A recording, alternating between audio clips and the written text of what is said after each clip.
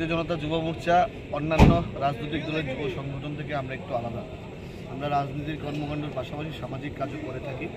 তো আমাদের এই নমো যুবযাত্রা 20 তারিখে সাবরুম থেকে সূচনা হয়েছিল। আমরা প্রায় 600-র অধিক কিলোমিটার আমরা পথ অতিক্রম করে আজকে আমাদের রাজ্যের শেষ প্রান্তে চুরাইবাড়ি এলাকায় কদমতলা কুর্তি বিধানসভাতে আমরা আজকে একত্রিত হয়েছি। এবং এই র্যালি একটাই বার্তা, একটাই উদ্দেশ্য, গোটা রাজ্যের প্রত্যেকটা যুব সমাজকে এক সূত্রে গাঁথা এবং এই রাজ্যকে শ্রেষ্ঠ রাজ্যে পরিণত করা। আমরা চাইছি আমাদের মুখ্যমন্ত্রীর যে স্বপ্ন, এক ত্রিপুরা শ্রেষ্ঠ ত্রিপুরা এবং নেশামুক্ত ত্রিপুরা, এই নেশামুক্ত ত্রিপুরা গঠন করতে গেলে যুব সমাজের একটা অগ্রণী ভূমিকা পালন করতে হবে। তাই প্রত্যেকটা যুবকের কাছে আমাদের বার্তা থাকছে যেন আমরা নেশামুক্ত ত্রিপুরা করতে পারি।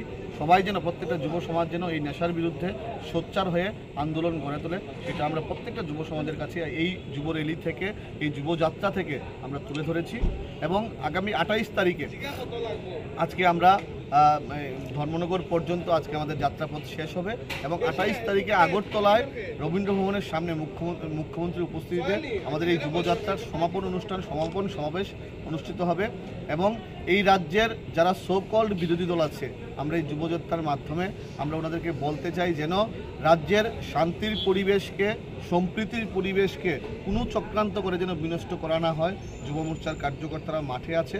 আমরা এই ওনাদের যেই শান্তি সম্প্রীতি নষ্ট করার ওনারা যেই কুচক্র করছে, সেটার বিরুদ্ধে আমরা সোচ্চার হয়ে আমরা আগামী দিনে কাজ করব।